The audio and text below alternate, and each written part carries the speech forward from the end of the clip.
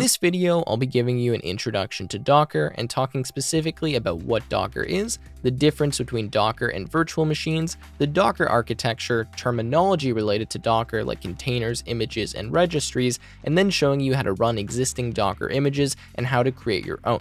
The first part of this video will be fast-paced and I'll simply explain the fundamental Docker concepts, then I'll head over to the computer and walk you through the setup and commands. However, before we get started, I do need to thank Linode for sponsoring this video. Linode offers affordable servers that are powerful, fully configurable, and easy to use and set up.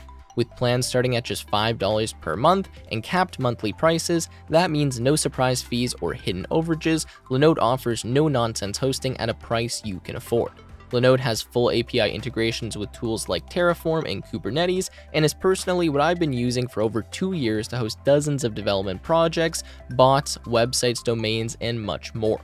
Later in this video, I'll actually show you how easy it is to set up a Linode using their one-click install options, and we'll mess around with Docker in Linux. You can get started with Linode today for free and get a $100 60-day credit by signing up at linode.com/techwithtim. Click the link in the description, and now let's get into it. So let's start by talking about Docker. Docker is an open platform for developing, shipping, and running applications. It helps you separate your infrastructure from your application and lets you ship, deploy, and run applications very quickly. Docker provides something called containers, which are isolated environments that contain all of the dependencies for a particular project. Containers are similar to virtual machines, but are much more lightweight and flexible, and can usually be started in a matter of seconds as opposed to minutes with virtual machines. When you use a Docker container, you no longer need to rely on the setup of the host machine. Any dependencies that your container needs will be installed automatically in an isolated environment for you. So Docker is very popular for CI and CD, and is helpful when you want to let anyone run your application quickly, regardless of their host operating system and their pre-existing setup. So now that we have a basic understanding of what Docker is, let me discuss the difference between Docker and virtual machines, because they are similar in some ways, and sometimes they do accomplish the same tasks. So virtual machines are simply instances of an entire operating system that's running on the hardware of a single machine. So you may have, say, 4 virtual machines running on one physical machine that you have. Now, these are isolated environments that are running an entire operating system. So virtual machines are managed by something called a hypervisor, and they utilize a lot of memory, CPU, and other system resources. Now, this is because they're running an entire operating system, and that OS requires RAM, disk space, CPU, etc. Now, Docker is different because it uses something called containers that on a low level are simply processes running in an isolated environment and sharing the host operating system. So rather than having a bunch of virtual machines with their own entire operating system, you have a bunch of Docker containers that are relying on the same host operating system, but still are able to run different applications and have their own isolated environment. Now, compared to virtual machines, Docker containers are much smaller in size, they take up less system resources, and can be started very quickly. Not to mention, multiple Docker containers can run on a single host operating system. Now, to explain Docker even further, let me discuss the architecture of Docker. So Docker uses a client-server architecture that runs over a REST API. Now, the client communicates with something called a daemon, which is simply a persistent background process that manages all of your containers and other information related to Docker. When you use the Docker commands, you're simply sending requests to the Docker daemon to start, stop, build, or delete a container. This makes it really easy for us as Docker users to manage containers without understanding the lower level features of Docker. We simply use the command line tool and we're able to do everything we need. Now, I am going to start showing you how to set up Docker and some common commands, but first just let me define a few pieces of terminology, starting with images. So an image is essentially a blueprint for building Docker containers. You can create your own Docker image, or you can use someone else's. Now, images are often based on other images, so you could take someone's image and modify it to work for your particular project. For example, you may take an Ubuntu image, and then you may add some lines in there so that it installs an Apache web server. Now, if you are going to be making your own image, then you put that in something called a Docker file. Docker files are what contain the different Docker images. Next, we have something called a registry. Now, a registry is simply a place where images are stored. The default registry is called Docker Hub, and this is just a website that has a bunch of pre-made images. You can think of it kind of like GitHub, where GitHub is just a place where you store code. Docker registries are a place where you store images. Now, finally, we have containers. Containers are runnable instances of images and are built from those images. They contain everything you need to run an application in an isolated environment, like your tools, dependencies, software, and more. So to quickly summarize here, we have something called images. Now, images are the blueprint for building containers. They're essentially the instructions on what needs to be done to set up a container properly. These images are stored in something called a registry, and then you have containers, which are the runnable instances of the different images. So if you actually want to run something on your machine using Docker, then you need a container, and that container requires an image to be built from. All right, so that's pretty much it for the debrief on Docker. I hope this gave you a little bit of information and a brief introduction to Docker. Now we're going to head over to the computer and see how to set up a Docker container and use the basic commands. All right, so we are now on the computer, and in front of me, I have the download page for Docker. I will leave this in the description, but depending on the operating system you're on, you're going to want to download the appropriate version. Now, going through the installation steps can take a few minutes, but it is pretty straightforward, so I'm not going to run you through that setup because there's not really any value in me walking through the installer. What I do want to do, though, is use Linode to actually get a remote virtual private server. This is going to be running Linux, and I'll show you all of the Docker commands on Linux because that's mostly where you're going to be doing them. All right, so I'm here on Linode and I've signed into my account. Now, once you sign in, it's going to bring you to the dashboard that looks like this. You guys won't have any servers running if this is a new account, but for me, I actually use Linode, so I have a bunch of stuff here. Now, I also have some volumes, I have some domains, I have a Kubernetes cluster, so you can do all kinds of stuff on Linode, and it's been really useful as I've been using it for the past few years and really easy to set everything up. Anyways, if you don't already have a Linode account and you want to follow along with Linux or on Linux, then click the link in the description and you'll get $100 in free credit on Linode. Now, you can, of course, follow along on Windows and Mac if you would like. However, I'm going to be doing this on Linux and just spinning up a Linux server. So to do this, I'm going to click on Create Linode. And what I'm going to do is go to Marketplace. Now, Linode has a bunch of one-click install options here, which are really nice because it performs all the installation for you, so you don't have to do that when you first boot up the server. So I'm going to click on Docker, which is down here. And I'm going to scroll down and just go through a few of these configuration options. So one thing you can do is make it so that a Docker command runs right as this Linode is booted up. I'm actually going to do that, and I'll explain what this command does later on. So I'm going to say Docker run -d -p. I'm going to say 80:80, and then I'm going to use the image of docker/getting-start. Now, whenever you are running Docker commands on a Linux server, typically you want to have a limited user that's not the root user that does this. So we could make this ourselves, but I'm actually just going to use the one-click install here to do this for us. So it says the limited sudo user to be created for this Linode. So I'm going to put in my name, which is Tim, put in whatever username you would like, and then I'm going to put in the password. Of course, you don't want to share this with anyone. Okay, other than that, the only thing that we need to configure here is the image and the region. So the image is going to be the operating system image, which in this case is Debian. This doesn't have anything to do with Docker, so don't worry about that. And then for the region, just choose the one that's closest to you. I'm going to go with Toronto, Ontario. Now, there's a bunch of different options here for the Linode servers. So you have dedicated CPU, shared CPU, high memory, GPU. I'm just going to go with the most basic one, which is the Nanode 1 GB, which has a shared CPU. This will be totally fine for this tutorial. Other than that, you can change the name if you would like, and you can enter the root password. In fact, I think we need to do that, so I'm going to enter the root password right here, and then I can click on Create Linode. Now, this usually takes a minute or two to spin up. Once it is spun up, I will show you how we can SSH into it. We're going to be using something called Git Bash, but if you're on Mac or Linux, then you can actually just use the default terminal. All right, so my Linode is now running, and we can actually leave this page, but what I want to do is just look for the IP address of this server first. So this is the IP address, but we also have the SSH access. So I'm just going to copy the SSH root at and then the IP address of this server. We're going to use that in a second. Now, to SSH into this server, we're going to have to use a specific tool if we're on Windows, and that tool is Git Bash. So I'll leave a link to this in the description, but just download this. This is actually just downloading Git itself, and then it will come with Git Bash if you choose to install that. So please choose to install that because you need Git Bash. Then we can use Git Bash, which is kind of a Unix-like terminal on Windows. Now, if you're on Mac or Linux, you can open up your default terminal, and all of the commands that I type in a second are going to work in that terminal. All right, so let me load Git Bash here from the Windows search bar. It's going to bring up a terminal window. I'll zoom in, and all we have to do here is type in the command, and then this is going to be, let me paste this in here, SSH, and then root at, and then the IP address. Now, I'm actually going to change from root to be the user that we want, which is limited, which in this case is Tim.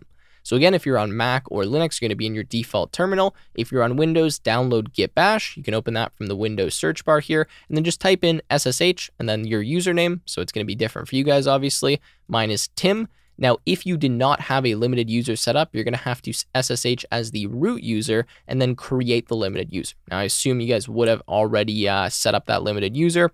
Anyways, I'm going to do this. It's going to ask me if I want to continue connecting.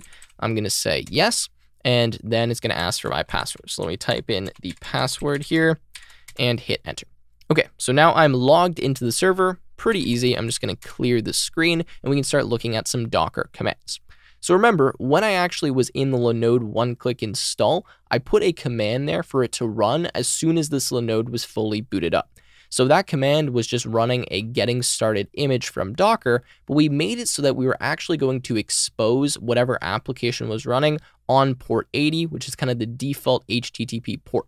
So what I'm going to do is go back to Linode. I'm going to copy this IP address, and I'm just going to put it here in Google Chrome and hit enter. Now, when I do that, it's going to bring me to this getting started page, which is actually a container that's being ran on our Linode right now.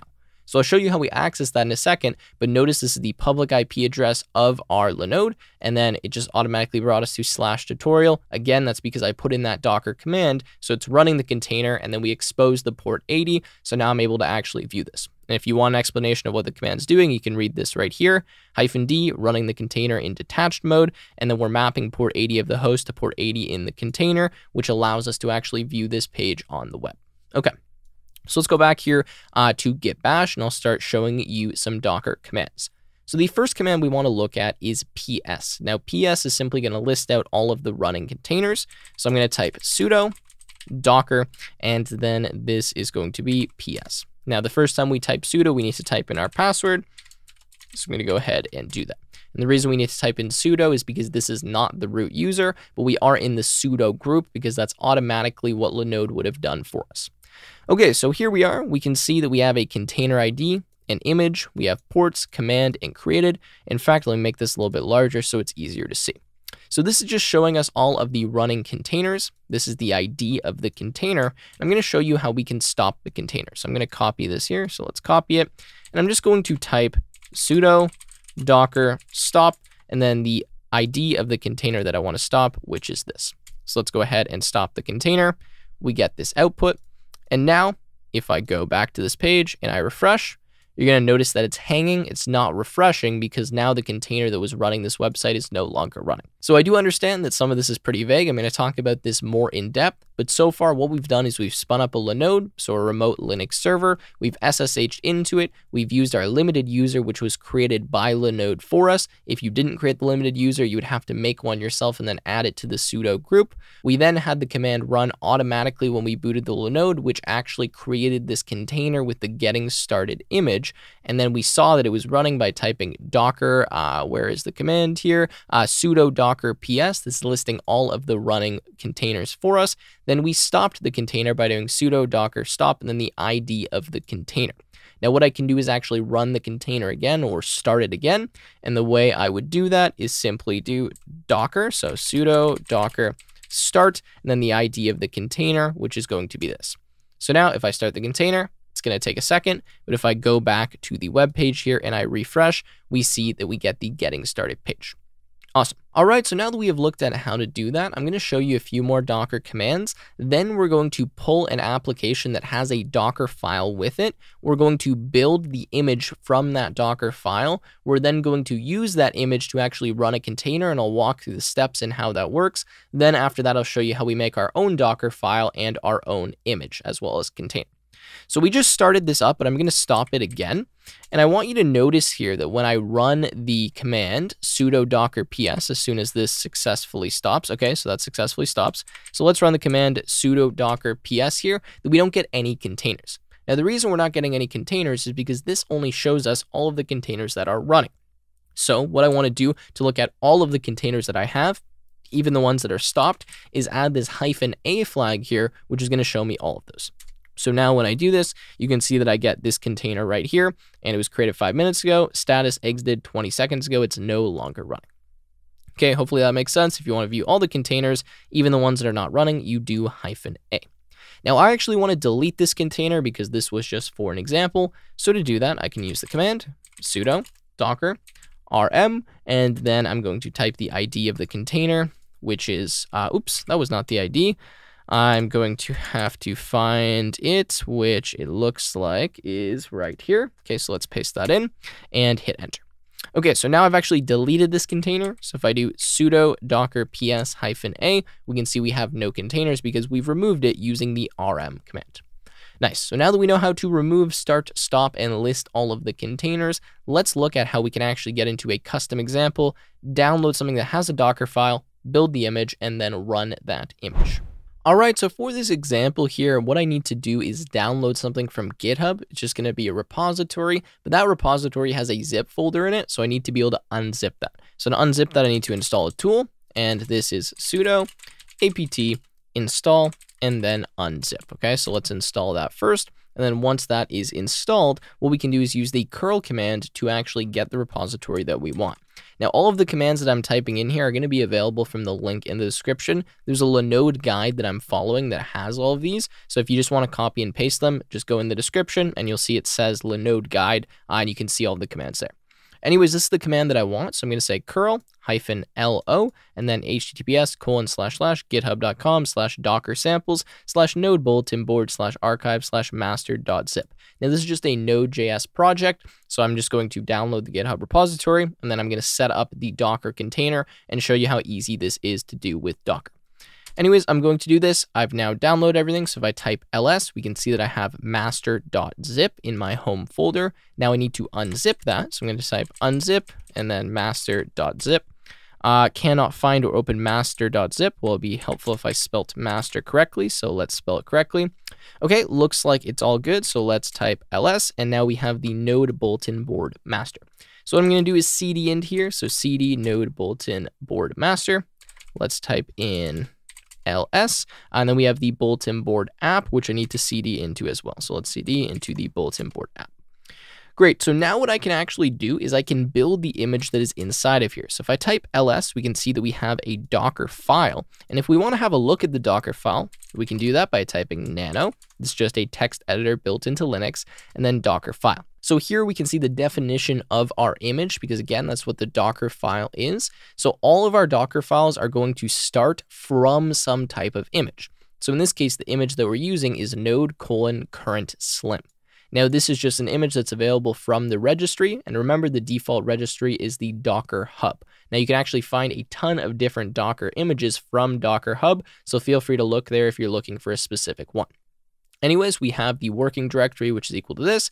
We're copying package.json. We're running npm install. We're exposing this port, and then we're running this command and copying a few other things. We don't really need to understand everything in this file. The point is, this is kind of the instructions and what's going on when we actually run the container from the image, right?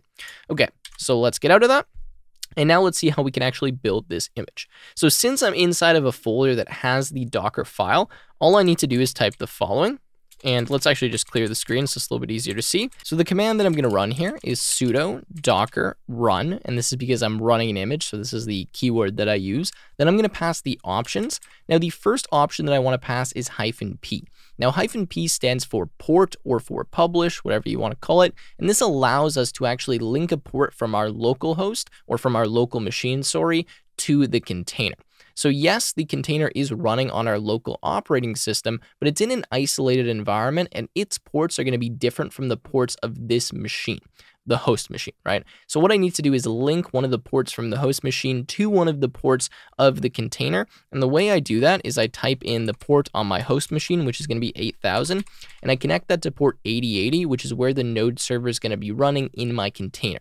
So I type sudo docker run -p 8000:8080. Again, the first one is the host, and the second one is the container. So this means if I go to the public IP address /8000 or :8000, it will bring me to the container at port 8080. Okay, now after this, I have one other option, which is -d. Now, -d stands for detached, and this is going to make it so that we detach this container from this terminal process. Now, if we don't do this, what's going to happen is we're going to see all of the output directly in our terminal. And if we close the terminal, it's actually going to stop the container. So most of the times you don't want that. You want to detach the container. So we type -d. Now, after we do that, we can add a name for this to make it easier to reference. So I'm going to type BB, and then we need to put the name of the image that we want to run, which in this case is bulletin board, right? Because that's the tag that we added to our image when we made it. Okay, so sudo docker run -p 8000:8080 -d, which is detached, and then the name BB, and then the image we're running is bulletin board. All right, so let's go ahead and run this and see if it works. Okay, so that is good. We got some output here, right? And we didn't get any errors, meaning the container should actually be running. All right, so now this is running. I'm just going to go to Google Chrome, and I'm going to go to the IP address of my server, which is this right here. By the way, I did that by just hitting the Windows key and then V. And I'm going to put in port 8000 because this is the port that we linked to port 8080 for our container.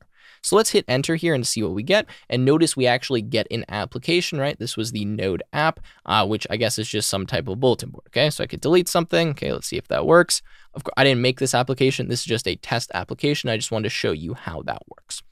All right, so there we go. We have now run this container. So let's see this container. Let's go sudo docker, and then we can list them with PS. This container is indeed running. And if I want to stop this container, then I will do stop, and I can just type in BB because that's the name that we gave.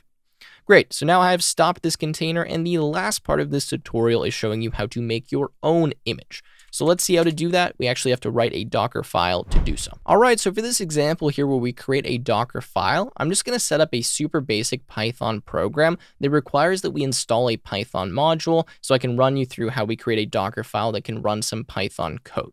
So the first thing I'm gonna do is make a directory. So I'm just gonna say mkdir, and then not Python, let's go with test like this. And I'm gonna make a file. I'm gonna say sudo nano main.py, and inside of here, I'm gonna import a module. This module is request. It's not built into Python, so we need to install this. And then I'm just going to print test like this, okay? Or this is working. Now, I'm not actually going to use the request module. I just want to import it so we can make sure that we actually installed it properly and we don't get an error if we didn't install it. Okay, so let's click this. Let's get out of that, sorry, which is Control X. And now what I want to do is create a requirements.txt file, which is just going to list all of the modules that we need to install.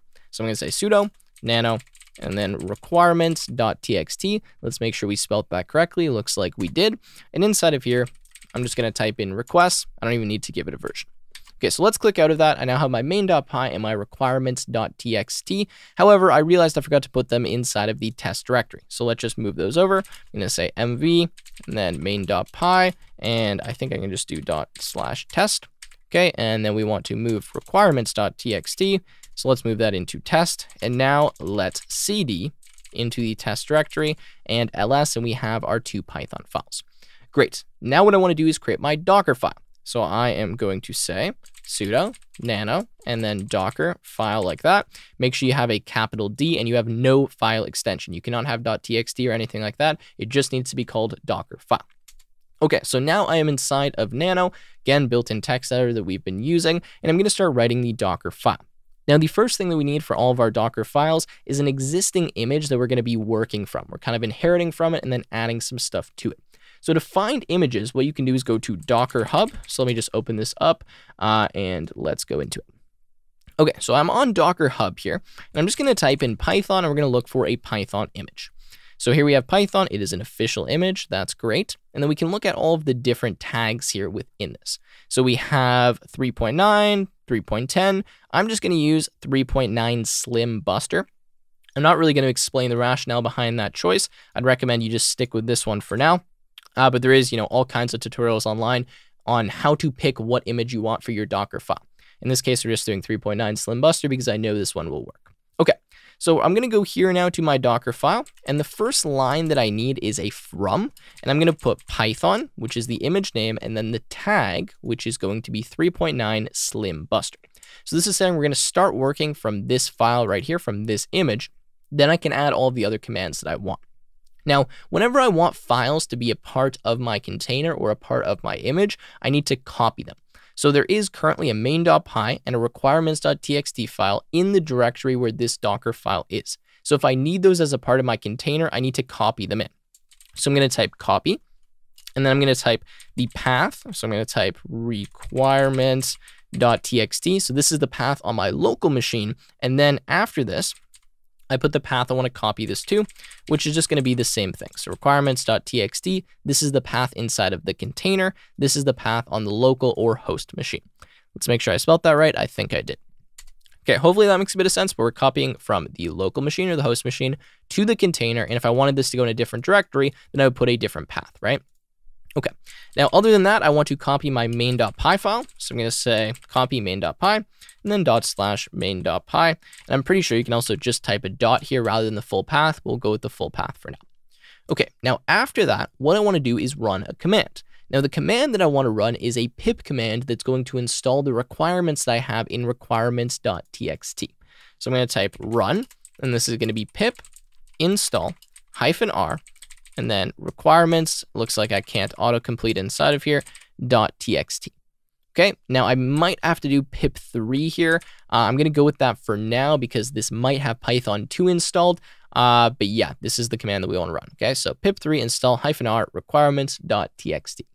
Now, after this, we also want to run the main Python file. So to do that, I need to type the following command. So this command is cmd, and then I'm going to pass as a list python3, and then main.py, and we'll just do a / to make sure this works. Okay, so let me explain this because I understand this is a little bit confusing. So again, we're saying from, and then the image that we want to inherit from. This is pretty straightforward. We're copying files from the host machine to the container. And then this right here is a little bit different than cmd. So what run is going to do is run this command one time when the container, is first created, okay? Now, this cmd command is different. This is going to be run when the container is started. So we're not going to run this when we are initializing or creating the container. We are just going to run it when we start the container. So hopefully that makes sense, but that's the difference between run and cmd. This happens inside of the container. It's going to happen once when we first create it, and then cmd will happen every time we start the container. So if we stop it and restart, we're going to rerun this command. Okay. Hopefully that is all good. Now I'm going to save this because we should have a valid Docker file. If we don't, the mistake is going to be that I have Python 3 and pip3 instead of just pip and Python. Okay, so now what we want to do is we want to build an image from this Docker file. Now we already know how to do this, but we're just going to say Docker. So actually we're going to need sudo first. Sudo docker build -t, and then I'm just going to do python -test for this one. I'm going to put a dot because it's in the current directory, so the path is right here. Okay, so we're going to build this image. Let's make sure everything works successfully. Looks like it is good, and once this is done, I will be right back. All right, so this has finished successfully, and we can see that it actually did run pip3 install requirements.txt, and notice it installed the request module that we had inside of that file. All right, so now I'm going to go ahead and run this. So I'm just going to type sudo docker run, and then this is going to be python -test. I don't need the other options like -p and -d because I'm not publishing this, right? I don't have any ports I'm connecting, and I'm not running this in detached mode because I just want to see the result. So let's hit enter, and we got this is working. Nice. So the container is indeed working. Awesome. All right, so with that said, I think I'm going to end the video here. Now, in this video, I did show you how to create a Docker file, how to build Docker images, how to run containers, and hopefully at the beginning, I gave you a decent explanation about what Docker is and how it works. If you guys would like to see more advanced Docker tutorials on this channel in the future, please leave a comment down below. Make sure you like the video and subscribe to the channel. And one last thank you to Linode for sponsoring this video. With that said, I will wrap it up here. Hope you guys enjoyed, and I will see you in another YouTube video.